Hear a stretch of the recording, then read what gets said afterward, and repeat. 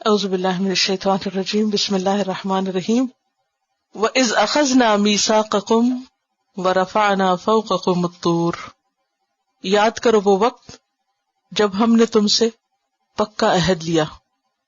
بنی اسرائیل مدینہ میں بھی آباد تھے اور مدینہ کے آس پاس بھی۔ جب قرآن اتر رہا تھا تو اس میں صرف اہل ایمان کے لیے ہی نہیں، اہل کتاب کے لیے بھی یاد دہانی تھی، اور جتنی بار ان کا ذکر آتا ہے وہاں پر آپ دیکھتے ہیں کہ اذ کا لفظ آتا ہے، یاد کرو وہ وقت۔ تو کس کو یاد دہانی کرائی جا رہی ہے؟ اس وقت کے بنی اسرائیل کو اور اس کے بعد کے لوگوں کو بھی، کہ اپنی تاریخ کو دیکھو، اس وقت کو یاد کرو۔ کیوں؟ تاکہ وہ بات جو ان کے آباء و اجداد سے کہی گئی تھی اسے یہ بھی یاد کریں، جس پر انہیں عمل کرنے کے لیے کہا گیا اس پر یہ بھی عمل کریں۔ وَإِذْ أَخَذْنَا مِيثَاقَكُمْ، جب لیا ہم نے تم سے پکا وعدہ۔ کس بات کا وعدہ؟ تورات پر عمل کرنے کا وعدہ۔ کب لیا گیا؟ جب ان کے اندر عمل کی کمزوری آ گئی، جب انہوں نے اللہ کی کتاب سے غفلت برتنا شروع کی، جب اللہ کی آیات کو اپنی پیٹھ پیچھے ڈال دیا۔ اور کس طرح یہ وعدہ لیا گیا؟ وَرَفَعْنَا فَوْقَكُمُ الطُّورَ، اٹھایا ہم نے تم پر طور کو، یعنی کوہ طور کو ان کے سروں کے اوپر چھتری کی طرح چھا کے ان سے عہد لیا گیا۔ سوچئے کہ ایک پہاڑ زمین سے اکھیڑا جائے اور اٹھا کر ان کے سروں پر مسلط کیا جائے۔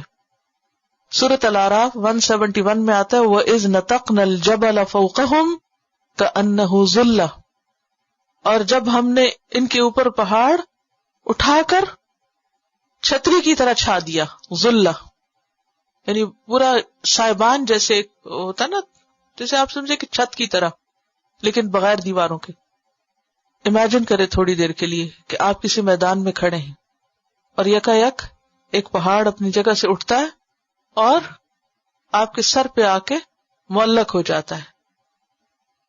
اس وقت کہا گیا خذوا ما آتیناکم بقوۃ، پکڑ لو، لے لو جو بھی ہم نے تم کو دیا ہے، تورات میں سے جو بھی تمہارے پاس ہے اسے قوت یعنی مضبوطی سے پکڑو۔ مضبوطی سے پکڑنے سے مراد صرف ہاتھوں کے ساتھ مضبوط زور سے پکڑنا نہیں کہ پوری طاقت لگا کے کسی چیز کو پکڑ لیا جائے۔ کتاب حصی طور پر بھی احتیاط کے ساتھ مضبوطی کے ساتھ پکڑی جاتی ہے اور اس کے ساتھ ساتھ مانوی طور پر بھی، عملی طور پر بھی، اور یہاں اسی کی طرف اشارہ ہے۔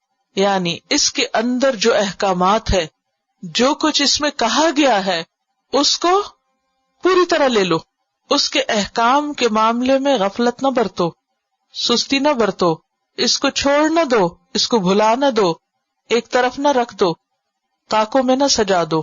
وہ جیسے ماہر القادری کی ایک نظم آپ سب نے سن رکھی ہوگی جس میں وہ قرآن کا شکوہ لکھتے ہیں، طاقوں میں سجایا جاتا ہوں، یعنی میری قدر و قیمت اور عظمت کیا رہ گئی کہ بس مجھے اونچی جگہوں پر سجا کے رکھ دیا گیا۔ اور اب حقیقت یہی ہے کہ ہم نے بھی اپنی کتاب کے ساتھ کیا کیا ہے، خوبصورت کیلیگرافی کے ساتھ اس کو ڈیکوریشن پیس بنا لیا گیا، یا یہ کہ اس کو بہت عزت، ادب، تقدس، احترام کے ساتھ بہت سنبھال کے رکھ دیا گیا، اور کھولنے کی نوبت کم ہی آتی ہے۔ تو یہاں کیا کہا جا رہا ہے؟ پکڑو اس کو قوت کے ساتھ، اور صرف پکڑ ہی نہ لو بلکہ وَاذْكُرُوا مَا فِيهِ، یاد رکھو اس کو جو بھی اس میں ہے۔ کسی بھی چیز کو یاد رکھنے کا طریقہ کیا ہے؟ شابش، بار بار پڑھنا، بار بار دہرانا، دیکھتے رہنا۔ یعنی اس کتاب کو زبان سے بھی اور عمل کے ساتھ دہراتے رہو، یعنی تمہاری زندگی اس کتاب کے ساتھ گزرنی چاہیے۔ کیوں ضروری ہے یہ؟ لعلکم تتقون، تاکہ تمہارے اندر تقوی پیدا ہو۔ پیچھے آپ پڑھ چکے ہیں کہ جب تمام انسانوں کو اللہ کی عبادت کا حکم دیا گیا، یا ایھا الناس اعبدوا ربکم، اے لوگو اپنے رب کی عبادت کرو، تو وجہ کیا بتائی گئی کہ عبادت کیوں کرو؟ لعلکم تتقون، تاکہ تمہارے اندر تقوی آئے، خدا کا ڈر آئے، خدا کے احکامات کی اطاعت کا طریقہ آئے اور اس کی نافرمانی سے بچ سکو۔ یہی تقوی ہوتا ہے نا، اللہ کی اطاعت کرنا اور نافرمانی سے بچنا، تاکہ انسان آخرت کی مصیبت سے بچ سکے۔ لعلکم تتقون۔ اسی طرح قرآن مجید میں جہاں روزوں کی فرضیت کا ذکر آتا ہے یا ایھا الذین آمنوا کتب علیکم الصیام کما کتب علی الذین من قبلکم لعلکم تتقون. تو عبادت کا مقصود کیا ہے؟ تقوی پیدا ہو. اس آیت سے کئی ایک باتیں ہمیں پتہ چلتی ہیں. نمبر ایک یہ کہ اس میں بنی اسرائیل سے پکا وعدہ لیا گیا کتاب پر عمل کرنے کا، کتاب کو پڑھنے کا اور اس پر عمل کرنے کا.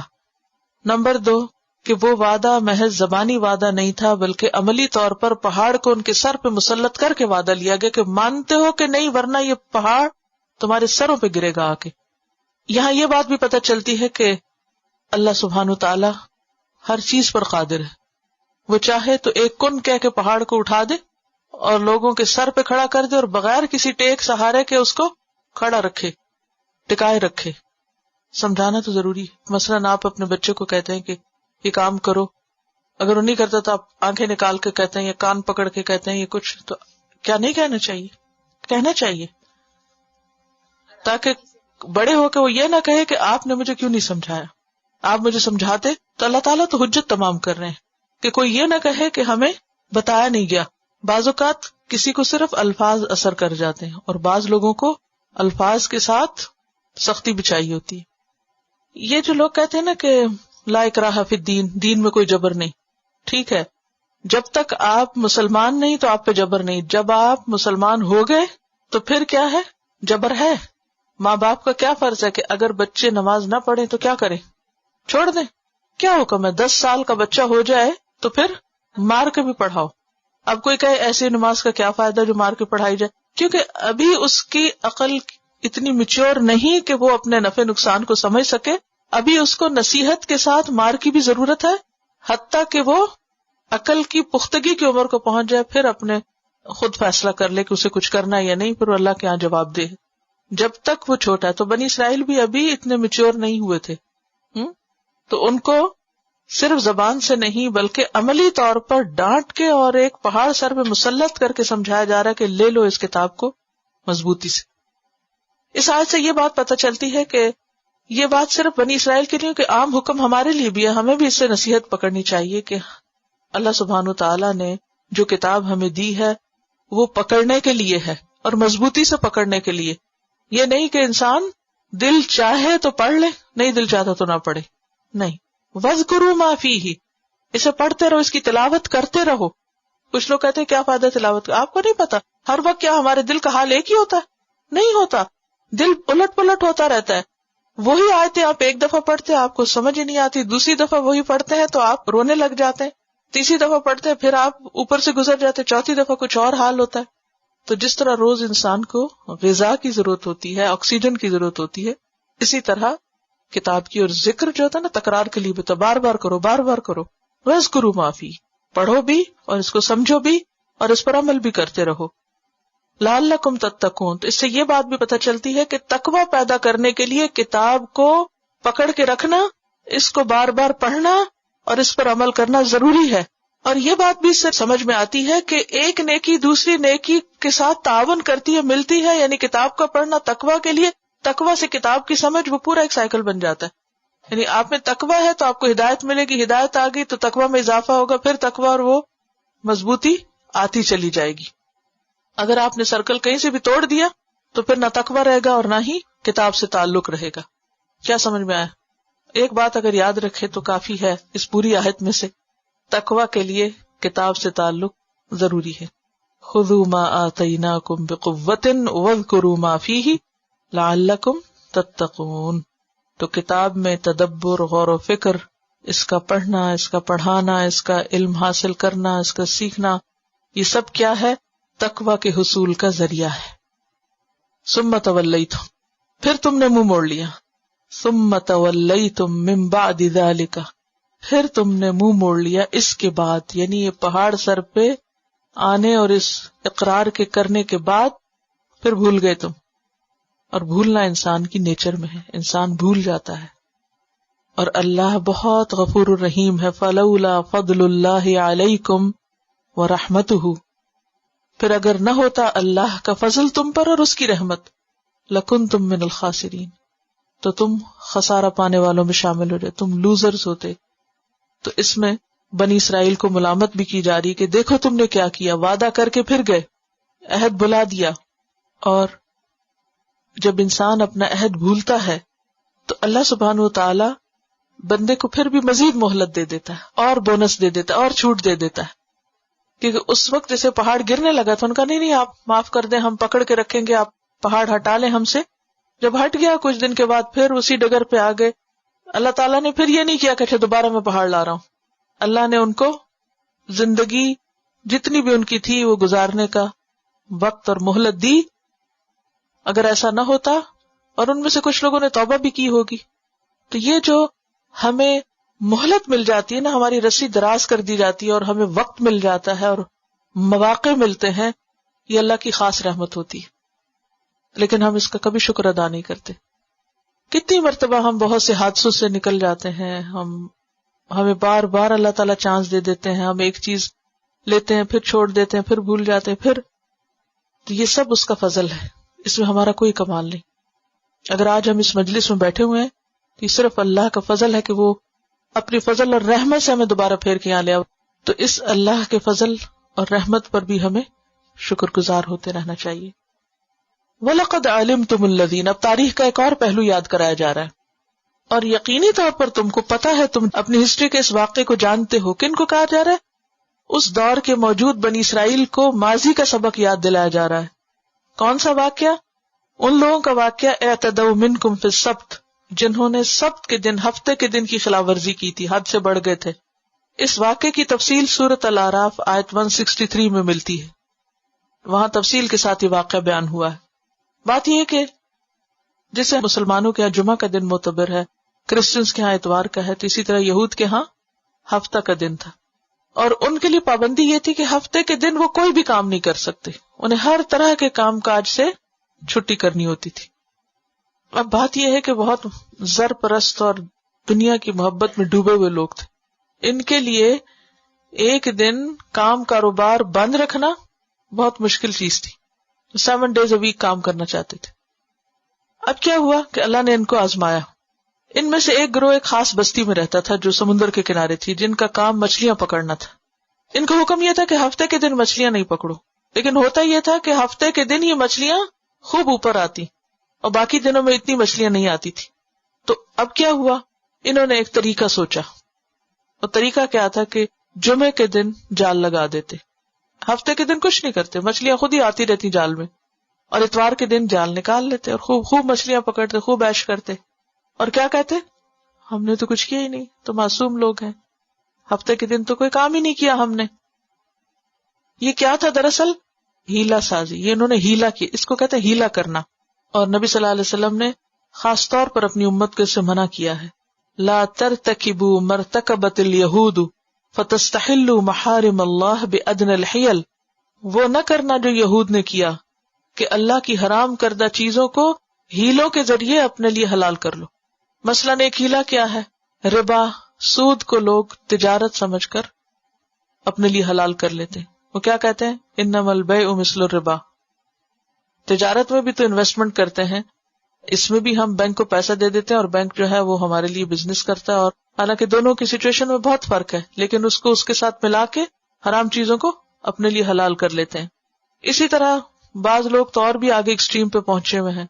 وہ کہتے ہیں مشائخ کی زیارت ہمارے لیے حج ہے، اور ان کا نام قبلہ رکھا ہوا ہے، قبلہ فلان. آپ نے دیکھا ہوگا کچھ لوگوں کے ساتھ ٹائٹل قبلہ رکھا ہوتا ہے، اور ان کے پاس آنے جانے کوئی وہ کیا کہتے ہیں حج کے برابر ثواب ہے، اور وہی حج ہو گیا ہمارا. اور اسی طرح پردہ جو ہے وہ تو دل کا پردہ ہوتا ہے، اور انسان کو اپنی نیت صاف رکھنی چاہیے. اور تو بہت سے احکام جو اللہ کے واضح احکامات ہیں ان کو ہیلوں کے ذریعے اور ایسی چال بازیوں کے ذریعے لوگوں نے اپنے لیے جائز قرار دے دیے. اور بات یہ ہے کہ یہ انسان کے نفس کا شر ہوتا ہے، جب وہ کوئی غلط کام کرنا چاہتا ہے تو اپنے آپ کو 100 بہانے دے کر حرام کو حلال کر لیتا ہے. بہرحال انہوں نے کیا کیا کہ ہفتے کے دن خوب مچھلیاں پکڑی. نتیجہ کیا نکلا؟ فَقُلْنَا لَهُمْ كُونُوا قِرَدَةً خَاسِئِينَ. ہم نے کہا ذلیل بندر بن جاؤ. اللہ نے ان کی شکلیں مسخ کر دی، ان کو بندروں کی طرح بنا دیا. ایسا کیوں ہوا؟ کیونکہ انہوں نے اللہ کے حکم میں تبدیلی کی تھی، ہیلے کے ذریعے حرام کو حلال کیا تھا، تو اللہ نے بھی ان کو انسان کی بجائے بندر بنے. کہا جاتا ہے کہ ان کا جو عقل اور شعور تھا وہ انسانوں جیسا تھا، ایک دوسرے کی شکلیں بھی پہچانتے تھے، لیکن ان کا جو آؤٹ لک تھا وہ سارا بندروں کی طرح ہو گیا. اس آیت سے کئی ایک باتیں ہمیں پتہ چلتی. پہلی بات تو یہ کہ نبی صلی اللہ علیہ وسلم کے عہد میں جو یہود تھے ان کو ان کی تاریخ یاد کرائی جا رہی تاکہ وہ نصیحت پکڑیں اور ایسا آئندہ کوئی کام نہ کریں جو ان کے آباء و اجداد نے کیا. دوسرا یہ کہ ہیلہ سازی کی حرمت بیان کی جا رہی ہے، کیونکہ ہیلے میں اللہ کی نافرمانی کے ساتھ دھوکہ بھی شامل ہوتا ہے. انسان دوسرے کو دھوکہ دے رہا ہوتا ہے کہ میں ایسا نہیں کر رہا، حالانکہ وہ کر رہا ہوتا ہے، پریٹینڈ کر رہا ہوتا ہے. پھر یہ بات بھی پتہ چلتی ہے کہ اگر کوئی شخص عملی طور پہ خدا کے حکم کی نافرمانی کر رہا ہے لیکن تعویلوں سے ظاہر کر رہا ہے کہ وہ اللہ ہی کی بات مان رہا ہے تو یہ سب سے بڑی گمراہی ہے. یہ گمراہی کی ایک قسم ہے. کیا کہ اللہ کا حکم نہ ماننا لیکن اپنی تعویلوں اور باتوں اور اپنی چرب زبانی سے ثابت کرنا کہ میں ہی سب سے بڑا عبادت گزار ہوں اور میں ہی فرما بردار ہوں. تو یہ چیز سخت ناپسندیدہ ہے. اگر کوئی غلطی کر رہا ہے انسان اور وہ کہ میں غلط ہوں، آئی ایم رانگ، تو یہ قصور کم ہے. لیکن غلطی کر کے جسٹیفیکیشن دینا اور غلطی کو سچائی ثابت کرنا یہ انتہائی ناپسندیدہ چیز ہے، کیونکہ اصلاح ہو ہی نہیں سکتی نا. یہ وہ لوگ ہوتے ہیں جن کی عقل مسخ ہو چکی ہوتی ہے. ویسے دیکھنے تو اپنے آپ کو بڑا سمارٹ سمجھتے ہیں کہ ہم بہت اوور انٹیلیجنٹ ہیں اور بہت سمارٹ ہیں، لیکن یہ عقل مندی نہیں ہوتی. عقل مندی کیا ہے کہ انسان اللہ کی بات کو ویسا ہی لے جیسا اس نے کہا ہے. کچھ لوگ ایسے ہوتے ہیں نا کہ آیات کا کچھ سے کچھ مفہوم بنا دیتے ہیں اپنی خواہشات پوری کرنے کے لیے اور سمجھتے ہیں کہ ہم بہت سمجھدار ہیں. حالانکہ سمجھداری کیا ہے کہ جو اللہ تعالیٰ فرما رہے ہیں اس کو ایز اٹ از لیا جائے، اپنی مرضی سے اس میں تبدیلی نہ کی جائے، ورنہ کیا نتیجہ نکل سکتا ہے کہ انسان اللہ کی نظروں میں ذلیل و خوار ہو کر رہ جاتا ہے. صرف یہ نہیں کہا کہ بندر بن جاؤ، ساتھ ہی کیا کہا؟ ذلیل بندر بنو. آپ دیکھیے تھوڑی دیر کے لیے بعض اوقات ایسا ہوتا ہے نا کہ کسی حادثے کے نتیجے میں، جلنے کے نتیجے میں، کسی وجہ سے انسان کی شکل میں تبدیلی آ جاتی ہے. ایسا ہو جاتا ہے بعض اوقات، کوئی کٹ لگ جاتا ہے، کوئی ایکسیڈنٹ ہو جاتا ہے، خدا نخواستہ کوئی آنکھ ضائع ہو جاتی ہے، تو اس کے بعد لوگ کیا محسوس کرتے ہیں؟ چلیے وہ تو ایک بڑا حادثہ ہے، اگر وہ ہی نہیں، عموماً کیا ہوتا ہے کہ جب انسان بیمار ہو جاتا ہے یا بوڑھا ہو جاتا ہے تو اس کا وہ حسن نہیں رہتا جو جوانی میں ہوتا ہے. تو پھر لوگوں کو کیا محسوس ہوتا ہے؟ کیا محسوس ہوتا ہے؟ جس کے ساتھ یہ ہوتا ہے اس کو کیسا لگتا ہے؟ ذرا حقیقت کی سطح پہ اتر کے دیکھیں کہ اگر خدا نخواستہ کسی کے منہ پہ کوئی چیز نکل آئی ہے، چھپے گا؟ چھپتا ہی نہیں. کبھی کپڑے سے چھپاتے ہیں، بعض اوقات کسی کے بال اتر جاتے ہیں تو کیا کرتے ہیں؟ یہ کہتی ہے کہ کل ان کے ہاتھ سے انک ان کے منہ پہ لگ گئی تو 2-3 لوگوں نے ان کو اشارے سے کہا کہ انک لگی ہوئی ہے، تو کہتی ہے کہ میں باقاعدہ منہ کو چھپا کے واش روم تک گئی. یہی ری ایکشن ہوتا ہے نا کہ جب پتہ چلے کہ منہ پہ وہ ہو گیا ہے جو اچھا نہیں لگ رہا تو انسان فوراً چہرہ چھپاتا ہے. جو مجرم لوگ ہوتے ہیں آپ نے دیکھا ہوگا فوراً اپنا منہ چھپا رہے ہوتے ہیں کیونکہ ان کے اوپر ذلت کا پردہ آتا ہے. تو خود سوچیں کہ جب ان کے شکلیں بگڑ کر بندر بنی ہوگی تو ان کے لیے کتنی رسوائی اور شرمندگی اور اس کی بات ہوگی. آپ نے بعض اوقات دیکھا ہوگا کہ فوٹو شاپ کے ذریعے لوگ کچھ لوگوں کی، لیڈرز کی شکلیں بگاڑ کے کچھ سے کچھ بنا کے ان کو پیش کرتے رہتے ہیں، اور بعض لوگ تو اپنی بھی بگاڑ رہے ہوتے ہیں. حالانکہ یہ خلق میں تبدیلی ہے. اللہ کے سوا کسی کو حق نہیں کہ وہ خواہ وہ تصویر کے ذریعے ہی کچھ اس طرح کے بگاڑ پیدا کرے. آج کل بچے اس کو بڑا کول سمجھتے ہیں کہ ہم اپنی شکل کو الٹا سیدھا بنا کے بہت ہم ذہین ہیں اور بہت ہم کو ٹرکس آتے ہیں، کیا سے کیا کر سکتے ہیں، لیکن یہ کوئی عقل مندی کی بات نہیں. تو انہیں کہا گیا کہ ذلیل بندر بن جاؤ، اور اس سے پتہ یہ چلتا ہے کہ اس طرح کے شکل کا بگاڑ انسان کے لیے ذلت اور رسوائی کا سبب بھی ہے. بعض اوقات آپ نے دیکھا ہوگا کہ جو لوگ بہت غلط کام کرنے والے ہوتے ہیں ان کے چہروں پہ ایک خاص قسم کی کرختگی سی آ جاتی ہے، کیونکہ چہرے دل کے عکاس ہوتے ہیں. تو انسان کو غلط کام کرتے ہوئے ڈرنا چاہیے کہ وہ چھپ نہیں سکتا، وہ چہروں پہ آ جائے گا. نفرتیں، محبتیں سب کچھ چہروں پہ آ جاتی. اسی طرح اللہ کے احکامات کی نافرمانی چہروں پہ آ جاتی. چہرے بتاتے ہیں فَجَعَلْنَاهَا نَكَالًا لِمَا بَيْنَ يَدَيْهَا، تو ہم نے ان کو عبرت ناک چیز بنا دیا اس دور کے لوگوں کے لیے اور بعد کی جنریشنز کے لیے بھی. اسی لیے اللہ تعالیٰ نے قرآن پاک میں ان کا ذکر کیا نا. وما خلفہا وموعظۃ للمتقین، اور متقین کے لیے ہم نے نصیحت کا ذریعہ بنایا. اب یہاں آپ دیکھیے کہ کچھ لوگوں کے لیے نکال ہے اور کچھ لوگوں کے لیے موعظہ ہے. بات یہ ہے کہ جب کوئی شخص عمل نہیں کرتا تو بسا اوقات اس کی سزا آخرت میں ہوتی ہے، لیکن دنیا میں بھی اللہ سبحانہ وتعالیٰ اس کو ایسی ایسی چیزوں سے دوچار کرتے ہیں کہ جس سے وہ خود بھی سبق سیکھے. یعنی جیسے کہتے ہیں نا، اس کو جھٹک کے جھنجھوڑ کے اس کو کسی حادثے سے گزارتے ہیں تاکہ وہ ہوش میں آئے. اور بعض اوقات صرف اس کے اپنے لیے نہیں، وہ واقعہ دوسروں کے لیے بھی عبرت کا واقعہ ہو جاتا ہے. یعنی کچھ تکلیفیں ایسی ہوتی ہیں کہ جو انسان کے صرف اپنے لیے سبق نہیں ہوتی، دوسروں کے لیے بھی سبق بن جاتی. لوگ مدتوں اس کو یاد کر کر کے دوسروں کو نصیحت دلاتے ہیں. اور ایسے کئی ایک واقعات ہوتے ہیں، سورۃ یوسف میں آتا ہے، ان کے واقعات میں عبرت ہے عقل والوں کے لیے. ہر کہانی کا ایک مورل ہوتا ہے نا. عام طور پہ کیا کہتے ہیں، ایک سٹوری بیان کی جاتی، پھر کہتے ہیں what's the moral in this story. اسی طرح اس کہانی میں بھی کیا ہے، عبرت ہے کہ ہم اس سے سبق سیکھیں. اور یہ عبرت جو ہے یہ عوام الناس کے لیے ہوتی. عوام الناس کا ری ایکشن کیا ہوتا ہے؟ جیسے ٹیلی ویژن پہ کوئی خبر آتی ہے کہ فلاں جگہ پر یہ ہو گیا. بعض اوقات آپ نے دیکھا ہوگا کہ بہت شدید قسم کے ایکسیڈنٹس ہوتے ہیں.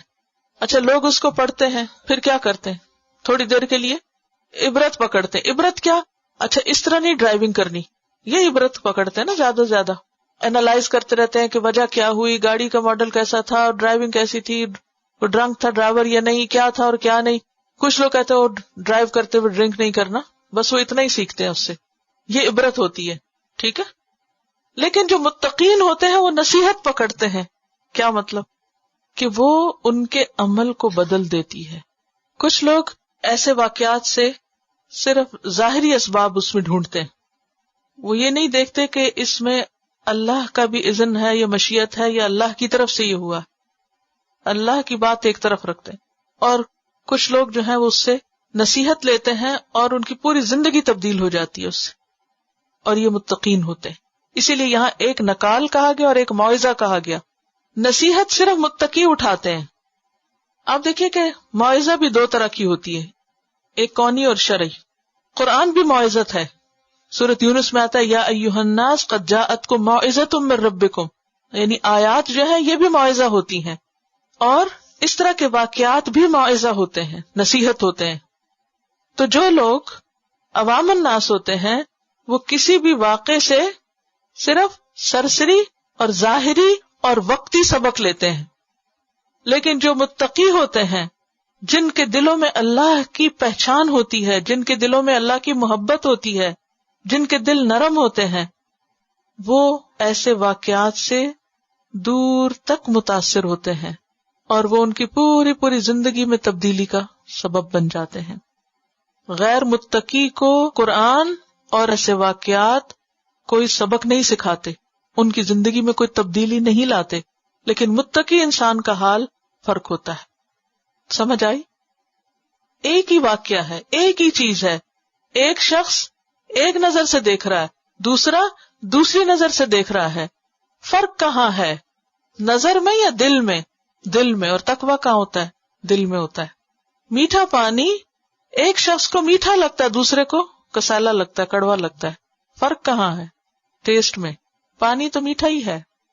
اگر کسی واقعے سے ہمارا دل نہ لرزے، قرآن کی آیتوں سے ہم سبق نہ سیکھیں، ہمارے دل کے اندر نہ اترے، تو فکر کرنی چاہیے نا کس بات کی؟ کہ تقویٰ نہیں ہے، اللہ کا خوف نہیں ہے. یہ ہو نہیں سکتا کہ دل نرم ہو، اللہ کا خوف ہو، اور پھر انسان قرآن پڑھے اور اس کی آنکھوں سے آنسو نہ بہے. ایک ہی قرآن ہوتا ہے. کچھ لوگ سنتے ہیں تو ان کی آنکھوں سے آنسو جاری ہو جاتے ہیں، اور کچھ لوگ سنتے ہیں اور ان کو سمجھ نہیں آتی کہ کہا کیا گیا ہے. اسی لیے دعا مانگتے نا آپ، اعوذ بک من قلب لا یخشع. اللہ میں ایسے دل سے پناہ چاہتی ہوں کہ جو ڈرے نہ، دبے نہ، عاجزی نہ اختیار کرے. اب ایک اور واقعہ ہے، اور وہ واقعہ کیا ہے؟ بنی اسرائیل کا ایک شخص مارا گیا، قاتل کا کچھ پتہ نہیں چلتا تھا. قرآن نے صحیح احادیث میں کوئی پتہ نہیں چلتا کہ وجہ کیا تھی مارے جانے کی، کس نے مارا، کیا ہوا. بہرحال یہ پتہ چلتا ہے کہ مارا گیا. وَإِذْ قَتَلْتُمْ نَفْسًا. جب قاتل کا پتہ نہ چلا تو عام طور پہ ایسا ہوتا نا کہ جب مجرم کا پتہ نہ چلے تو لوگ ایک دوسرے کو بلیم کرنے لگتے, کس نے کیا کس نے کیا کس نے کیا. ایک قبیلہ ایک صرف دوسرا پہلے کو بلیم کر رہا تھا. تو اللہ تعالیٰ نے اس معاملے کا حل بتایا کہ تم ایک گائے ذبح کرو اور گائے کا ایک حصہ مقتول کے جسم پہ مارو اور اس سے معاملہ صاف ہو جائے گا, پتہ چل جائے گا. یہ حکم سنتے ہی بنی اسرائیل چونک اٹھے, گائے ذبح کرے. اب ہوا کیا, اس کی تفصیل آپ دیکھیے. اب اگلی آیات میں بنی اسرائیل کو ایک گائے ذبح کرنے کا حکم دیا جا رہا ہے. اب دیکھیے کہ اللہ کے حکم کو وہ کس طرح مانتے ہیں. وَإِذْ قَالَ مُوسَىٰ, اور جب کہا موسیٰ علیہ السلام نے, لِقَوْمِهِ, اپنی قوم سے, یعنی بنی اسرائیل سے. اب یہاں پر لِقَوْمِهِ کا لفظ آیا ہے, یعنی اس سے پتہ چلتا ہے کہ ہر شخص اپنی قوم کے حق میں بہت خیر خواہ ہوتا ہے. تو موسیٰ علیہ السلام بھی خیر خواہی کا حق ادا کر رہے ہیں کہ اپنی قوم سے کہا, اپنے لوگوں سے کہا, ان اللہ یأمرکم, بے شک اللہ تم کو حکم دیتا ہے, ان تذبحوا بقرہ, کہ تم کوئی گائے ذبح کرو. قالوا, انہوں نے کہا, اتتخذنا ہزوا, کیا تم ہمارا مذاق بناتے ہو, تم ہم سے مذاق کرتے ہو. قال اعوذ باللہ ان اکون من الجاہلین, موسیٰ علیہ السلام کہنے لگے, میں اللہ کی پناہ لیتا ہوں اس بات سے کہ میں جاہلوں میں شمار ہوں. اب بنی اسرائیل کو گائے کا ذبح کرنے کا حکم مذاق کیوں نظر آیا؟ اس کی بنیادی وجہ یہ تھی کہ بنی اسرائیل چونکہ مصریوں کے ساتھ ایک لمبے عرصے تک رہے تھے اور مصری قوم گائے کی پجاری تھی. گائے ان کے لیے ایک دیوتا کی حیثیت رکھتی تھی. تو جب موسیٰ علیہ السلام نے ان سے کہا کہ گائے ذبح کرو, تو ان کے دل میں چونکہ غلام قوم تھی, غلامی کے اثرات باقی تھے, مصریوں کے ساتھ رہتے رہتے ان کے اندر بھی گائے کی عقیدت سرایت کر گئی تھی. تو انہوں نے کہا کہ ہم گائے ذبح کریں, تم ہمیں گائے ذبح کرنے کا حکم دے رہے ہو, یہ تو ایسا لگتا ہے کہ جیسے تم ہم سے مذاق کر رہے ہو. یعنی انہوں نے اس بات کو خلاف عقل سمجھا. موسیٰ علیہ السلام کا جواب بڑا اہم ہے. وہ کہتے ہیں اعوذ باللہ ان اکون من الجاہلین, اللہ کی پناہ کہ میں جاہلوں میں شامل ہوں. اور جاہل سے مراد یہاں احمق ہونا ہے, یعنی بے وقوف ہونا, کہ میں بے وقوف نہیں ہوں کہ جو تم سے مذاق کروں. نمبر 1 تو یہ کہ پیغمبر جب تبلیغ کرتے ہیں, اپنی قوم کو نصیحت کرتے ہیں, تعلیم دیتے ہیں, تو وہ کبھی بھی ان کا مذاق نہیں اڑایا کرتے. کوئی پیغمبر اپنی قوم کے ساتھ کوئی ٹھٹھے بازی نہیں کرتا, وہ انتہائی خیر خواہی کے ساتھ معاملہ کرتا ہے اور ان کو سنجیدہ نصیحت کرتا ہے. اور اس میں ہمارے لیے بھی ایک بہت بڑی نصیحت ہے. کیا؟ کہ دین کی تعلیم میں سنجیدگی اختیار کرنی چاہیے. دین کی تعلیم کوئی کھیل تماشا نہیں ہے, کوئی مذاق نہیں ہے, کوئی ہنسنے ہنسانے کی چیز نہیں ہے. اہل ایمان کا حال تو کیا ہوتا ہے کہ جب اللہ کی آیات پڑھی جاتی ہیں, سنائی جاتی ہیں, تو ان کے رونگٹے کھڑے ہو جاتے ہیں, نہ کہ وہ سن کے ہنسنا شروع کر دیں اور اس کو مذاق سمجھیں. دین کو مذاق کی چیز نہیں. دوسری بات یہاں یہ پتہ چلتی ہے کہ جو شخص دین کی تعلیم دینے والا ہو, اسے لوگوں کا مذاق نہیں اڑانا چاہیے, کیونکہ تعلیم لینے کے لیے ہر بیک گراؤنڈ سے لوگ آتے ہیں, ہر طرح کی سمجھ رکھنے والے. کسی استاد کے لیے جائز نہیں کہ کسی شاگرد کا سوال خواہ وہ کتنا ہی بے وقوفی پہ مبنی ہو, کتنا بھی جہالت پر مبنی ہو, کہ وہ اس کا مذاق اڑائے. اگر کوئی شخص ایسا کرتا ہے تو وہ عالم نہیں, جاہل ہے. کوئی عالم اس کو زیب نہیں دیتا کہ وہ علم کے لیے آنے والوں کا مذاق اڑائے یا ان کے کسی طریقے پر ہنسے. وہ سمجھا تو سکتا ہے, وہ سختی بھی کر سکتا ہے ان پر, لیکن اس کو یہ حق نہیں کہ وہ ان کا مذاق اڑائے. اس لیے اگر کبھی کوئی کیسا بھی سوال کرے مثلا گھر میں کئی ماؤں کی عادت ہوتی ہے، بچے سوال کرتے ماں ہنسنا شروع کر دیتی ہیں. اس کا نتیجہ کیا ہوتا ہے؟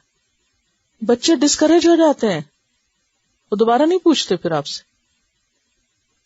تو چاہے کوئی بچہ سوال کرے، چاہے کوئی بے علم شخص سوال کرے، چاہے کوئی نہ سمجھ کرے، چاہے کوئی انتہائی بے وقوفانہ سوال کرے، تب بھی ہنسنا نہیں چاہیے. اس وقت سنجیدگی کے ساتھ جواب دینا چاہیے.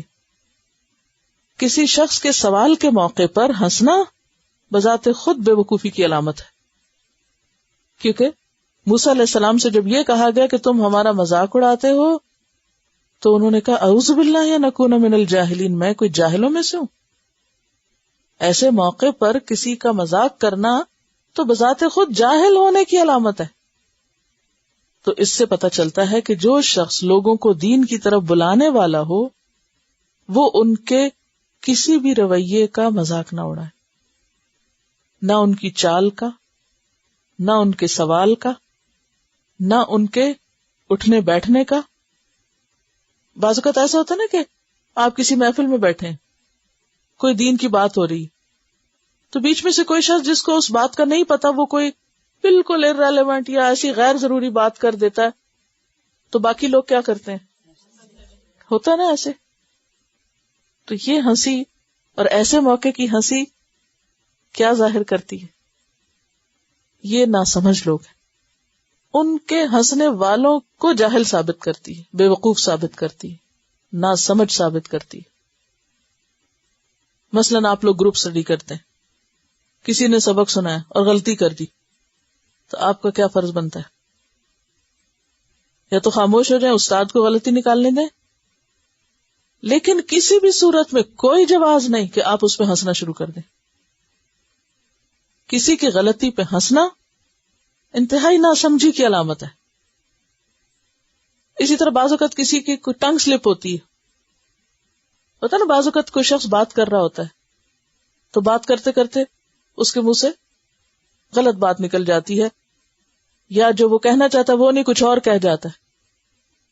تو عموماً لوگ اس کو کیا بنا لیتے؟ مذاق بنا لیتے. یہ بھی ناسمجھی کی علامت ہے. تو یہاں پر اتتخذنا ہزوا قال اعوذ باللہ ان اکون من الجاہلین، کہا کہ اللہ کی پناہ کہ میں جاہل ہوں. کیونکہ عالم تو اللہ سے ڈرنے والا ہوتا ہے، ولیکن کونوا ربانیین، اور اس کے شاعر کا احترام کرنے والا ہوتا ہے. ومن يعظم شعائر اللہ فإنها من تقوى القلوب، جو اللہ کی نشانیوں کا احترام کرتا تو وہ دلوں کے تقوی کی علامت ہوتی ہے. قالوا ادع لنا ربک، اب چاہیے تو یہ تھا کہ گائے ذبح کرتے، حجت بازی کرنے لگے، بہانہ بازی کرنے لگے، سوالوں پہ سوال کہنے لگے ہمارے لیے اپنے رب سے دعا کرو. خود نہیں کر رہے، موسیٰ سے کہتے تم دعا کرو. اب آپ دیکھیے کہ ہم میں سے بھی بعض لوگ نہ خود کبھی نماز پڑھیں گے، نہ کبھی اپنے لیے دعا کریں گے، اور جو کوئی سر ڈھکے والا مل جائے گا اس کی جان کھا جائیں گے. تم ہمارے لیے دعا کرو. اس میں کوئی حرج نہیں، انسان دوسروں سے دعا کے لیے کہہ سکتا ہے، لیکن دوسروں کے اوپر اصرار نہیں کرنا چاہیے، دوسروں کو پابند نہیں کرنا چاہیے. یہ دوسرے کو تکلیف میں ڈالنے والی بات ہے. اچھا، میرے ساتھ بہت دفعہ ایسا ہوتا ہے کہ جیسے کوئی اجتماعی پروگرام ہوا، دعا کی آخر میں جو ہی دعا کر کے میں اٹھتی ہوں، پہلا سلام جس سے ہوتا ہے وہ کہتا ہے ہمارے لیے دعا کریں.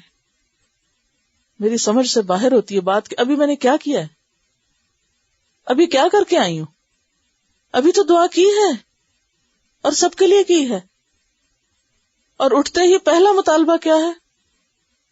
دعا کریں. اب اس وقت انسان انتہائی ایک پریشانی کے عالم میں ہوتا ہے کہ اگر وعدہ کر لیا کہ ٹھیک ہے تو کس وقت کریں گے، اگر بھول گئے تو کیا ہوگا. جھوٹے وعدے بھی تو نہیں کرنے چاہیے نا، آپ لوگوں کو جھوٹی تسلی دیتے رہیں جی ضرور آپ کے لیے کریں گے، اور پھر آپ بعد میں بھول ہی جائیں اور کریں ہی نہ.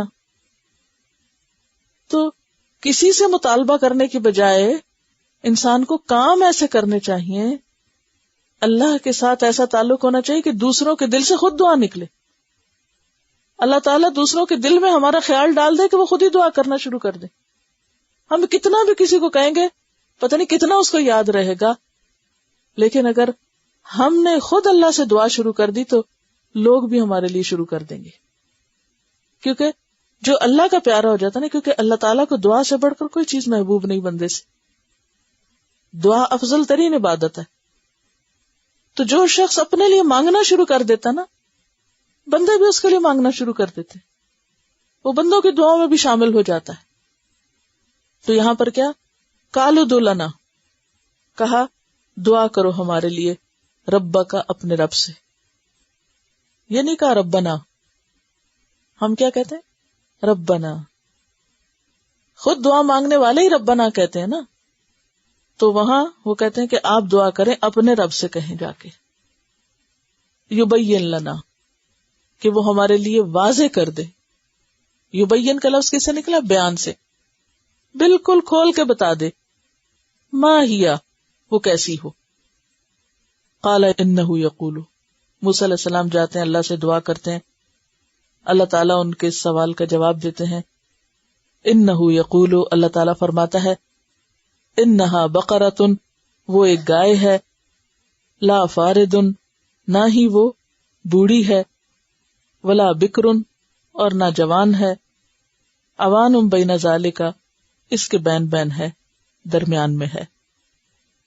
یعنی نہ بڑی ہے، نہ چھوٹی ہے، نہ جوان ہے، نہ بوڑھی ہے، نہ ڈھیلی ہے، نہ کمزور ہے، نہ دبلی پتلی ہے، بلکہ کیا ہے، ان ساری حالتوں کے بیچ میں درمیان میں ہے.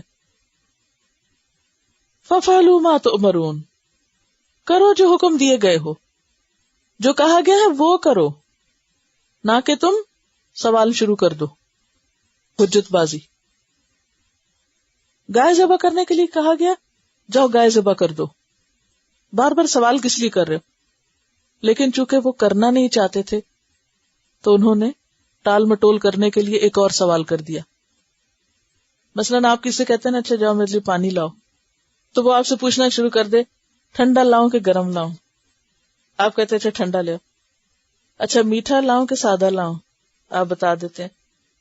اچھا کلرڈ ہو کہ سفید ہو، گلاس میں لاؤں یا مگ میں لاؤں، آدھا گلاس لاؤں یا بھرا ہوا لاؤں. تو یہ کون کرے گا یہ سب؟ یہ اتنے سوال. تو آپ کیا کہیں گے کہ براہ کرم مت لاؤ تاکہ جان چھوٹ جائے، کام نہ کرنا پڑے. تو سوالات کی کثرت کس لیے؟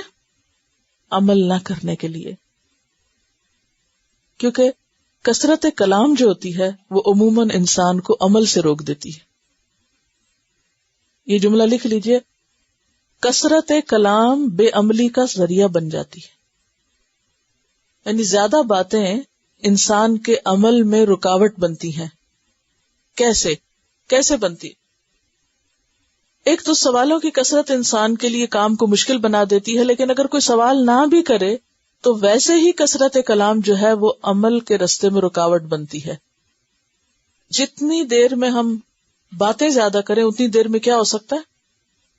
کام ہو جائے گا آگے. عموماً بہت سے کام نہ کرنے کی وجہ کلام کی کثرت ہوتی ہے. آپ اپنی زندگی میں جائزہ لے کے دیکھ سکتے ہیں.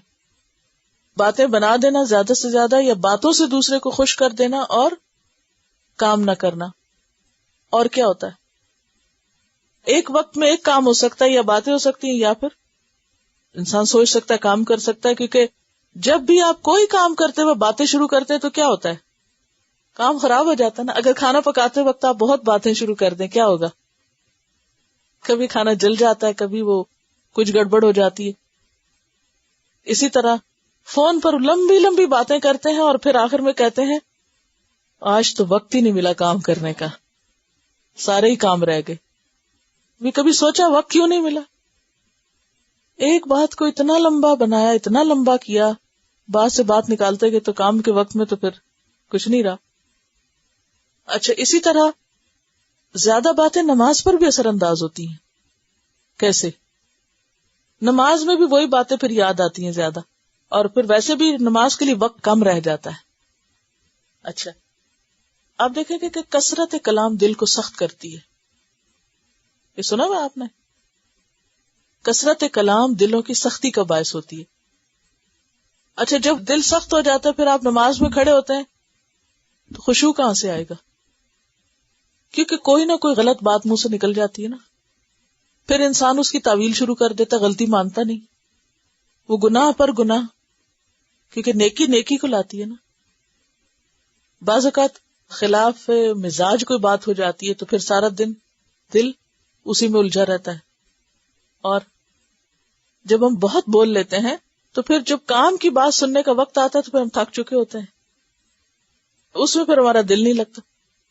اور سب سے بڑی بات ہے کہ پڑھنے کو بھی دل نہیں کرتا. پھر اگر آپ مثلاً لے کے بیٹھے نا پڑھنے کے لیے، اتنے میں کوئی آگے بیچ میں باتیں کرنے لگے یا فون آ گیا اور سننے بیٹھ گئے، تو اس کے بعد کیا ہوتا ہے؟ اچھا کہاں سے پڑھ رہے تھے، پھر وہ دل ہٹ جاتا ہے. یکسوئی کے خلاف ہے. بعض اوقات ایسی باتیں بھی منہ سے نکل جاتی ہیں کہ جس کی وجہ سے انسان ریگریٹ کرتا رہتا ہے اور پھر اپنے آپ کو خود ہی کوستا رہتا ہے. اگر ضمیر تھوڑا سا زندہ ہو نہ ہو تو پھر تو کوئی فرق نہیں پڑتا. اچھا یاد رکھیے ایسے مواقع پر بولنا جس میں خصوصاً بولنے سے منع کیا گیا ہے. کون کون سے مواقع ہیں؟ نمبر 1 نماز کے وقت، قرآن کی تلاوت سنتے وقت، آذان سنتے وقت، علم کی مجلسوں میں. یہ وہ مواقع ہیں جہاں انسان کو ویسے ہی کلام سے منع کیا گیا ہے. اب مثلاً نماز میں تو جو بولے گا اس کی نماز ہوگی نہیں. قرآن سنتے وقت جو بولے گا وہ رحمت سے دور ہوگا، کیونکہ قرآن پاک میں کیا کہا گیا؟ اذا قرئ القرآن فاستمعوا له وانصتوا لعلکم ترحمون. جب قرآن پڑھا جا رہا ہو تو خاموش رہو، غور سے سنو تاکہ تم پہ رحم کیا جائے. جب کوئی اذان کے وقت بولتا ہے تو یہ اس کے انتہائی ناسمجھ ہونے کی دلیل ہے. کیوں؟ وہ کیسا موقع ہوتا ہے اذان سن کر جواب دینے اور دعا مانگنے کا. وہ وقت ہے جب دعا رد نہیں ہوتی. حدیث میں آتا ہے کہ اذان کے بعد آسمان کے دروازے کھلتے ہیں. دعاؤں کی قبولیت کا وقت ہے. اب نہ سمجھ لوگ بولے چلے جا رہے ہیں، نہ خود سن رہے ہیں نہ سننے دے رہے ہیں، اور سوال کرنا شروع کر دیتے ہیں بیچ میں. یعنی بعض اوقات ایسا ہوتا ہے نا کہ آپ نہیں بول رہے، دوسرا شخص بول رہا ہے، جب آپ جواب نہیں دیتے تو وہ خاموش ہو جاتا ہے کہ بھئی یہ اذان سن رہا ہے. لیکن کئی لوگ اس پر بھی نہیں گزارا کرتے، وہ الٹا سوال بھی شروع کر دیں گے تاکہ آپ لازمن بولیں. جی بہت اہم بات، جمعے کے خطبے کے وقت بعض اوقات جب عربی میں خطبہ ہوتا ہے یا انگریزی میں ہوتا ہے اور سمجھ نہیں آتی، بعض لوگ تو حرم میں جا کر بھی خطبے کے دوران باتیں نہیں چھوڑتے. حدیث میں آتا ہے کہ جو شخص جمعے کے خطبے میں کسی کو چپ کرانے کے لیے اگر اتنا بھی کہتا ہے کہ چپ ہو جاؤ تو وہ بھی لغو بات کرتا ہے. اتنا بھی ناپسندیدہ ہے کسی کو کہنا کہ چپ ہو جاؤ، اتنی یکسوئی چاہیے. تو جب ہماری ایک ہیبٹ ڈیولپ ہو جاتی ہے تو پھر ہم یہ بھول جاتے ہیں کہ اب موقع کون سا ہے، پھر موقع بے موقع بولتے ہیں. تو موقع بے موقع بولنا کیا ہے؟ نہ سمجھ ہونا.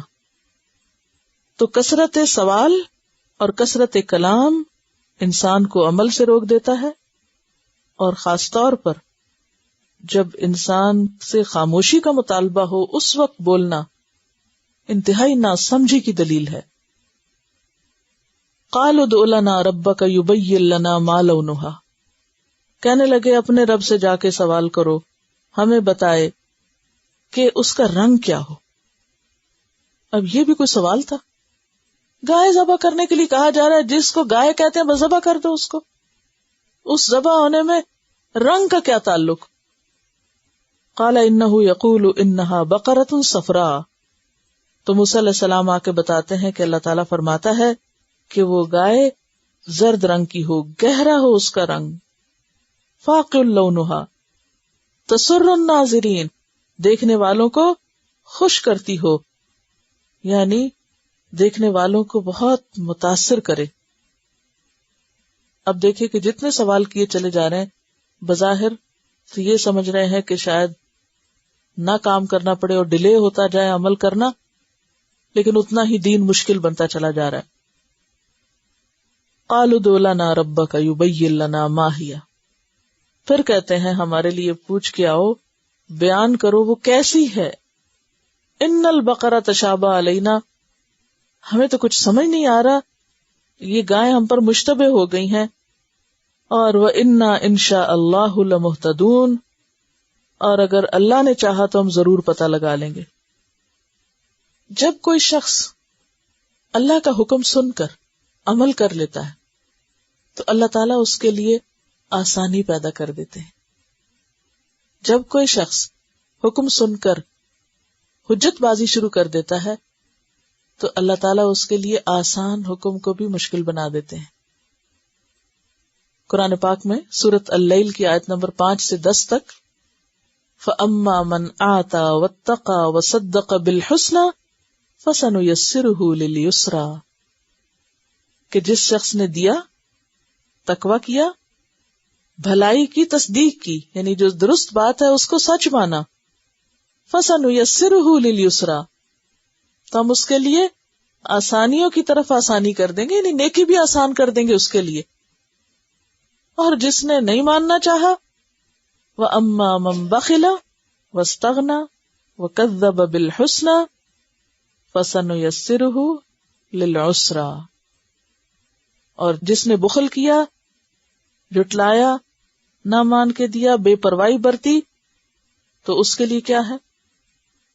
ہم اس کے لیے مشکل راستہ نکالیں گے، اس کے لیے کام مشکل کر دیں گے. اور ہوا بھی یہی کہ ان کے لیے اب گائے پانی بہت مشکل ہو گئی، اسی لیے تو کہا ان البقرہ تشابہ علینا، اب تو ڈھونڈنا ہی بڑا مشکل ہو گیا ہے. قال انه يقول انها بقرۃ لا ذلول تثير الارض، اب انہوں نے پوچھا نہیں لیکن مزید پابندیاں بھی آ گئیں کہ اللہ تعالیٰ فرماتا ہے کہ بے شک ویسی گائے ہے جو مطیع نہیں، یعنی کمزور نہیں، تثیر الارض کے حل چلا چلا کے بے حال ہو چکی ہو، ولا تسقی الحرث، اور نہ وہ کسی کھیت کو پانی لگاتی ہو، مسلمۃ، صحیح سلامت ہو، ایک رنگ کی ہو، لا شیۃ فیہا، کوئی دوسرے رنگ کا دھبا اس میں نہ ہو، ون کلر ہو. قالوا الآن جئت بالحق، کہنے لگے اب لایا ہے تو حق، اب ہمیں حکم پتہ چلا اتنے بحث مباحثے کے بعد، حالانکہ حق تو پہلی مرتبہ آ چکا تھا. فذبحوها، تو انہوں نے اس کو ذبح کر دیا. وما کادوا یفعلون، اور وہ ایسا کرنے والے دکھائی نہ دیتے تھے، لگتا نہ تھا کہ وہ کریں گے. تو اس سے کیا پتہ چلتا ہے کہ دین کے معاملے میں جو حکم سیدھا سادہ سمجھ میں آئے، جب پتہ چلے کر لینا چاہیے، نیکی میں دیر نہیں کرنی چاہیے، ورنہ کیا ہوگا؟ یا تو نیکی کا موقع ہاتھ سے چلا جائے گا یا وہ آسان کام بھی مشکل ہو جائے گا.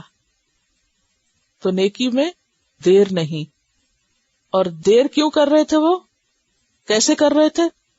حجت بازی کر کے، ٹال مٹول کر کے، بہانے بازی کر کے. حکم کیا ہے کہ کوئی اللہ کا حکم پتہ چلے تو ہمارا طرز عمل کیا ہونا چاہیے؟ وہ سارے جلدی کرو الی مغفرۃ من ربکم، اپنے رب کی بخشش کی طرف، دیر نہ لگاؤ. ایک اور جگہ پر آتا ہے والسابقون السابقون، سابقون السابقون، پیچھے رہنے والے نہ بنو. کیا بنو؟ آگے نکلنے والے ہی آگے نکلنے والے ہیں. نیکی کے کام میں آگے نکلنے کی کوشش کرو، پیچھے نہ رہو، لیڈر بنو، فالوورز نہیں. یعنی بہت سے لوگ دوسروں کو دیکھتے رہتے ہیں، اچھا باقی لوگوں نے کر لیا، جب اور کر لیں گے تو ہم بھی کر لیں گے، اچھا اور تو کوئی کر نہیں رہا، میں کیوں کروں؟ یہ طرز عمل نہیں ہونا چاہیے. وفی ذلک فلیتنافس المتنافسون، ایک دوسرے کا مقابلہ کرنے والوں کو یہاں مقابلہ کرنا چاہیے. نیکی میں ایک دوسرے سے آگے نکلنا چاہیے. ایک اور جگہ پر آتا ہے فَفِرُّوا إِلَى اللَّهِ، اللہ کی طرف دوڑو، دوڑ کے آؤ، حکم سن کر ٹال مٹول نہ کرو. حدیث میں بھی آتا ہے بادروا بالاعمال الصالحۃ، نیک کام کرنے میں جلدی کر لو، فتنن، فتنوں کی وجہ سے، کقطع اللیل المظلم، سیاہ رات کے اندھیروں کی طرح فتنے ایک کے بعد ایک آئیں گے. اس سے پہلے کہ وہ فتنے آ جائیں، مصیبتیں آ جائیں، نیکی میں دیر نہ کرو، جو کرنے کا موقع ہے کر گزرو، انتظار نہ کرو. یصبح الرجل مؤمنا ویمسی کافرا، ایک وقت ایسا آئے گا، اتنے فتنے ہوں گے کہ ایک شخص صبح اٹھے گا تو مومن ہوگا، ویمسی کافرا، شام تک کافر ہو چکا ہوگا. ویصبح کافرا، صبح کافر ہوگا، ویمسی مومنا، شام تک مومن ہو چکا ہوگا. نہیں، اتنی تیزی سے تبدیلیاں آئیں گی لوگوں کے اندر، اتنے تیزی سے حالات بدلیں گے. یبیع دینہ بعرض من الدنیا، دنیا کے تھوڑے سے فائدے کے لیے اپنے دین کو بیچ ڈالے گا. ایک اور حدیث میں آتا ہے اغتنم خمسا قبل خمس، 5 چیزوں کو 5 سے پہلے غنیمت جانو. کون کون سی؟ جوانی کو بڑھاپے سے پہلے، صحت کو بیماری سے پہلے، دولت مندی کو مفلسی سے پہلے، فراغت کو مصروفیت سے پہلے، اور زندگی کو موت سے پہلے. نیکی میں دیر کون کرتا ہے؟ سستی کون کرتا ہے؟ کس کی صفت ہے؟ منافقین کی صفت ہے. وہ کیا کرتے ہیں؟ نماز کا وقت ہو سب سے بعد میں اٹھتے ہیں، اور بعض اوقات ہم صرف یہ کہتے ہیں اچھا باقی لوگ واش روم سے ہو آئے تو پھر میں، پہلے باقی لوگ چلے جائیں سارے. اور اصل میں اندر سستی ہوتی بھی، پہلے آپ کیوں نہ چلے جائیں؟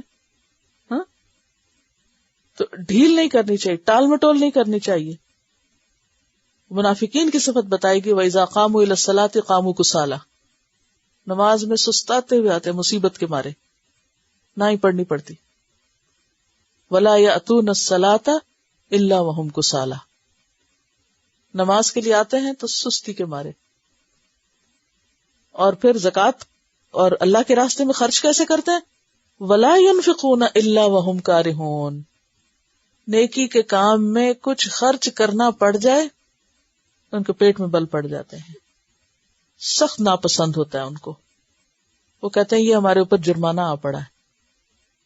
اپنی ذات کے لیے، خواہشات کے لیے کچھ بھی خرچ کرنا پڑے دیر نہیں لگائیں گے. اب اس معاملے کو بھی ہم سب کو دیکھنا چاہیے کہ کہاں خرچ کرنا مجھے آسان لگتا ہے اور کہاں خرچ کرنا مشکل لگتا ہے. اور اگر نیکی اور بھلائی اور خیر کے کام میں خرچ کرنے کی بات ہو تو ہمیں کیوں مصیبت نظر آتی. آپ دیکھیں اگر ہمیں اپنے لیے کوئی گھر کو سجانے کے لیے، گھر کی ضرورت کے لیے کوئی چیز لینی ہے تو ہم خوشی سے پیسے نکالتے ہیں. کتاب لینی پڑ جائے تو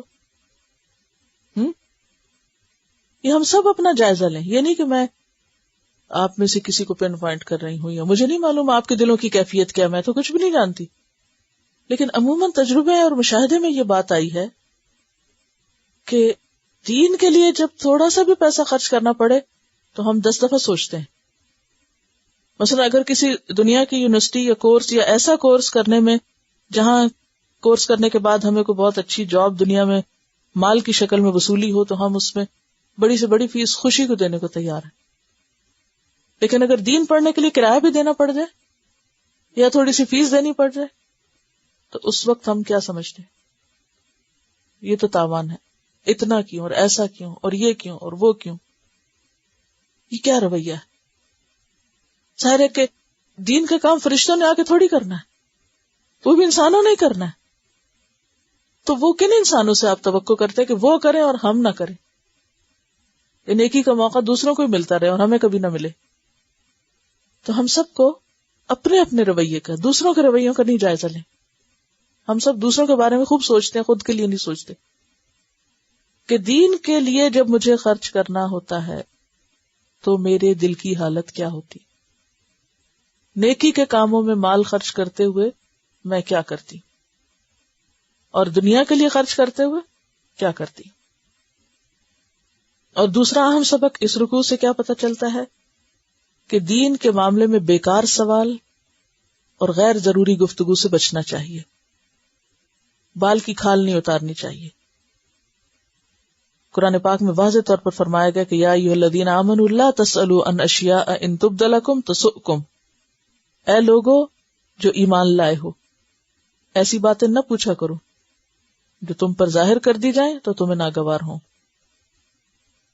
حضرت علی رضی اللہ تعالیٰ عنہ بیان کرتے کہ رسول اللہ صلی اللہ علیہ وسلم نے فرمایا انسان کے اسلام کی خوبی میں یہ بھی داخل ہے کہ وہ لایانی باتیں چھوڑ دے. یعنی انسان کا خوبصورت اسلام کیا ہے؟ بیکار باتوں کو اپنی زندگی سے باہر نکالے. ہمارا وقت کب بچ سکتا ہے، ہم اہم کام کب کر سکتے ہیں، بہتر کام کب کر سکتے ہیں؟ اسی وقت جب ہم اپنی زندگی سے غیر ضروری چیزوں کو نکالیں گے. اب دیکھیں نا، اگر آپ اپنے گھر کو جنک سے بھر دیں گے تو کام کی چیز تو نہیں رکھ سکتے وہاں پر. جو کچھ روز خرید کے لاتے ہیں، اگر آپ ہر ڈبے کو یہ کہ یہ کتنا خوبصورت کارٹن ہے، یہ کتنا خوبصورت پیکنگ ہے، یہ کتنی خوبصورت چیز ہے، اور وہ ساری خوبصورت چیزیں سجاتے چلے جائیں گھر میں، تو گھر کیا ہو جائے گا؟ جنک سارا گھر میں بھر لیں تو کوئی کام کی چیز رکھنے کا تو پھر آپ کو وقت نہیں ملے گا. وقت تو کیا، جگہ ہی نہیں ملے گی. پھر اسی طرح آپ صلی اللہ علیہ وسلم نے یہ بھی فرمایا کہ اغلوطات سے بچو. اغلوطات کیا ہوتے ہیں؟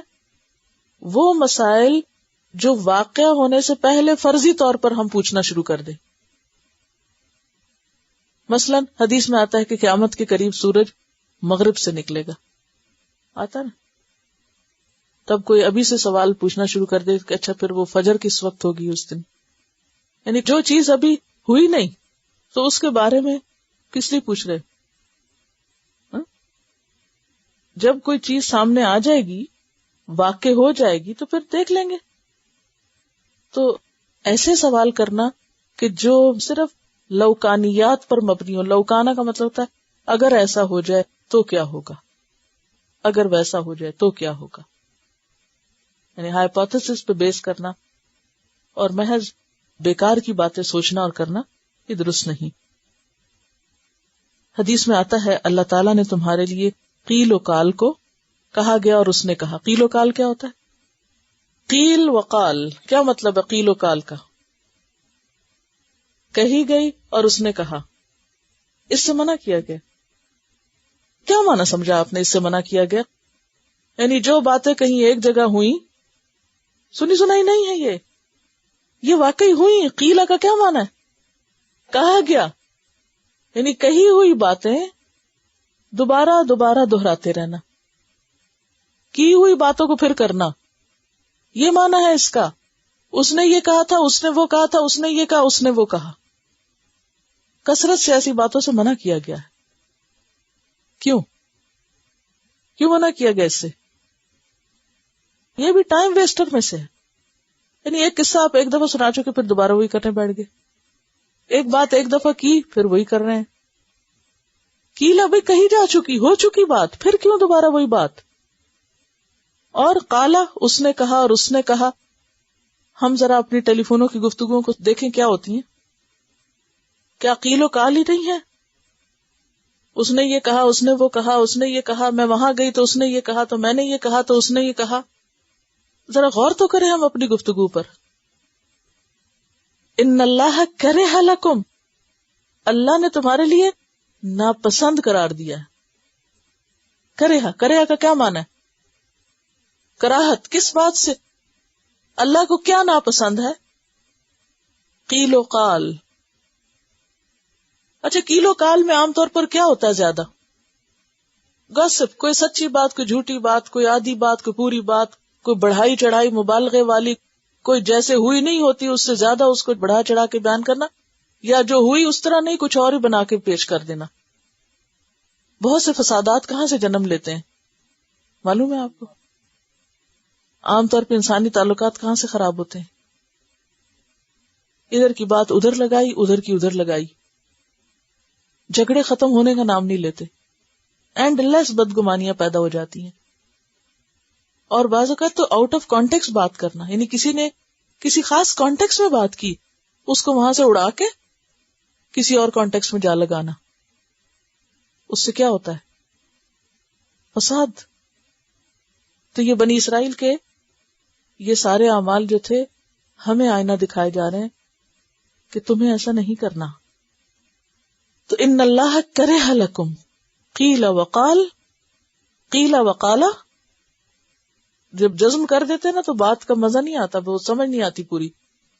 قیل وقالا، قیل وقالا کہیں گے تو ترجمہ کر لیں گے نا خود ہی، قال فلان قال فلان قال فلان. اچھا، وَإِضَاعَةِ الْمَالِ، اور مال ضائع کرنے سے منع کیا، وَكَثْرَةِ السُّؤَالِ، اور بہت زیادہ سوال کرنے سے. اب آپ دیکھیے کہ جو اللہ تعالیٰ نے ناپسند کی ہیں چیزیں وہ ہمیں بے حد پسند ہے. بس مال اڑائے جانا، بیکار کی چیزیں خرید خرید کے گھر بھر لینا، یعنی ضرورت نہیں ہے. آپ دیکھیے یہ تینوں ٹائم ویسٹرز ہیں، تینوں کے تینوں ٹائم ویسٹرز ہیں. بیکار کی شاپنگ، ادھر گھوم ادھر پھر ادھر پھر، نہ لینا نہ دینا، صرف ونڈو شاپنگ، ٹائم ویسٹ کرنے کا ذریعہ. کثرت سوال، کوئی مقصد نہیں، کوئی حاصل نہیں، کوئی ضرورت ہی نہیں، بیکار باتیں پوچھے چلے جانا. اور پھر اس کا قصہ قصہ گوئی، کہانیاں. تو بات یہ ہے کہ جن لوگوں کی زندگی میں کوئی مقصد ہوتا ہے، جو سنجیدہ لوگ ہوتے ہیں، جو پریکٹیکل لوگ ہوتے ہیں، ان کے سامنے حکم آیا، انہوں نے کیا کیا؟ فوراً مان لیا، کیا اور ختم. آگے اور بتائیے، ہاں، اسی کو نہیں دہراتے چلے جاتے. وَإِذْ قَتَلْتُمْ نَفْسًا، اور اسی اسنا میں ایک اور واقعہ یہ ہوا کہ بنی اسرائیل میں ایک شخص قتل ہو گیا، تم نے ایک شخص کو قتل کر دیا. فَادَّارَأْتُمْ فِيهَا، اب قاتل کا پتہ نہیں تھا، لہذا کیا ہوا؟ ہر کوئی مجرم ٹھہرا. بعض اوقات ایسا ہوتا ہے نا کہ مثلاً کسی کے پیسے چوری ہو جائے تو ہر شخص کیا نظر آتا ہے؟ یہ لوگ ہر ایک پہ شک کرنا شروع کر دیا، کیا پتہ اس نے چرا دی. چونکہ ایسا عام طور پہ ہوتا ہے، اس لیے اس بات کو سمجھنا بہت آسان ہو جائے گا آپ کے لیے کہ ایک شخص مارا گیا، قاتل کا پتہ نہیں چل رہا تھا، لہذا ہر ایک پہ الزام آنے لگا. فَادَّارَأْتُمْ فِيهَا، وہ ایک دوسرے کے اوپر پھینکنے لگے، اس نے کیا، وہ کہ نہیں اس نے کیا، وہ کہ تم نے کیا، وہ کہ تم نے کیا.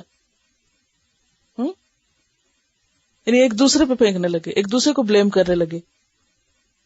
واللہ مخرج ما کنتم تکتمون، اور اللہ کھولنے والا تھا، نکالنے والا تھا جو تم چھپا رہے تھے. اللہ سارا بھید کھولنے والا تھا، اس لیے کہ اللہ کو تو سب پتا ہے. یستخفون من الناس ولا یستخفون من اللہ، لوگ لوگوں سے چھپتے ہیں، اللہ سے نہیں چھپتے. وہو معہم، اللہ ان کے ساتھ ہی ہوتا ہے. اذ یبیتون ما لا یرضی من القول، جب وہ رات کو چھپ چھپ کے ایسی باتیں کہتے ہیں جو ناپسندیدہ ہے. وکان اللہ بما یعملون محیطا، اور اللہ ان کے سارے عمل کو گھیرے ہوئے. یعنی کوئی شخص اگر یہ سمجھے کہ ہم دوسرے سے چھپ کے کوئی کام کر لیں گے تو اللہ تعالیٰ اسے کھولنے والا ہے. یاد رکھیں، جو برائی چھپ کے کی جاتی ہے، کوئی نہ کوئی موقع زندگی میں آ جاتا ہے، وہ کھل جاتی ہے. ایسے اسباب بن جاتے ہیں کہ وہ سامنے آ جاتی ہے بات. اس لیے ہمیشہ اللہ سے ڈرنا چاہیے. اللہ کے ڈر سے انسان گناہ سے بچے، نہ کہ لوگوں کے ڈر سے کہ لوگ دیکھ لیں گے تو کیا ہوگا. تو اب کیا ہوا؟ اللہ تعالیٰ نے حکم دیا، فَقُلْنَا اضْرِبُوهُ بِبَعْضِهَا، ہم نے کہا یہ جو گائے ذبح کی ہے اسی کے بعض حصے کو مقتول کے اوپر مارو. اور دوسری تفسیر یہ کی گئی کہ اس میت کے ہی جسم کے ایک حصے کو دوسرے پہ مارو، یعنی مثلا پاؤں کے ساتھ پاؤں مارو یا ہاتھ پہ ہاتھ مارو. کیونکہ یہ کہا جاتا ہے کہ جب انہوں نے گائے ذبح کی تو اسی اسنا میں یہ واقعہ بھی ہو گیا ساتھ ہی، یعنی کوئنسیڈنس جس کو آپ کہتے ہیں. اور بعض نے کہا کہ نہیں یہ الگ واقعہ ہے اور حکم یہ ہوا تھا کہ اس میت کے جسم کے ایک حصے کو دوسرے کے ساتھ مارو. اور اللہ تعالیٰ نے دکھانا کیا تھا؟ كَذَلِكَ يُحْيِي اللَّهُ الْمَوْتَى، کیونکہ ان کے اندر مرنے کے بعد جی اٹھنے کا کانسیپٹ ختم ہوتا جا رہا تھا. بنی اسرائیل کا عقیدہ آخرت کمزور ہو گیا تھا، تو ان کو یہ یقین دہانی کرانی تھی کہ دیکھو اسی طرح جب تم مر جاؤ گے تو تمہیں بھی اللہ اپنی تدبیر سے اٹھا دے گا. وَيُرِيكُمْ آيَاتِهِ لَعَلَّكُمْ تَعْقِلُونَ، اور وہ اپنی آیات اپنی نشانیاں تمہیں دکھاتا ہے تاکہ تم عقل سے کام لو. تو یہاں وہ گائے جس کے ذبح کرنے کے حکم کو وہ مذاق سمجھ رہے تھے، اللہ تعالیٰ نے اسی کے ذریعے ان کا اتنا بڑا مسئلہ حل کر دیا. اور یہ سمجھتے تھے کہ گائے کو بہت عزت دیتے تھے اور یہ سمجھتے تھے گائے ذبح کی تو ہمارے اوپر پتہ نہیں کیا مصیبت آ جائے گی. تو ہوا یہ کہ آئی ہوئی مصیبت ٹل گئی اس تدبیر سے. تو اصل سبق اس واقعے سے کیا نکلتا ہے کہ گائے کا ذبح کرنا ان کے حق میں بہتر ہوا، اگرچہ وہ کرنا نہیں چاہتے تھے، لیکن جب انہوں نے کیا تو نقصان کی بجائے فائدہ ہوا. اور مزید اسی واقعے سے یہ سبق بھی نکلا کہ اللہ تعالی اگر ایک لاش کو زندہ کر سکتے ہیں تو سارے انسانوں کو مرنے کے بعد دوبارہ زندہ کر سکتے ہیں. اور پھر ساتھ ساتھ یہ قاتل کا پتہ لگانے کے لیے ایک معجزاتی تدبیر بھی ثابت ہوئی. تو بات یہ ہے کہ جہاں تک آخرت میں انسان کے دوبارہ پیدا کرنے کا تعلق ہے تو اللہ تعالی کے لیے یہ ایسے ہی ہے جیسے ایک انسان کو پیدا کرنا، اور اس کے لیے کچھ بھی مشکل نہیں. دنیا میں کتنی مثالیں ہمارے سامنے. آپ دیکھیے کہ انسان کہاں سے پیدا ہوتا ہے؟ انسان کیا ہوتا ہے؟ کوئی زندہ چیز ہوتی ہے؟ گوشت کا ٹکڑا، خون کا لوتھڑا، اس میں روح کون ڈالتا ہے؟ اللہ. پودوں کو دیکھیں، یہ زمین مری پڑی تھی آپ کے سامنے، کوئی زندگی نہ تھی اس میں، کس نے اس کو ہرا بھرا کیا؟ اللہ نے.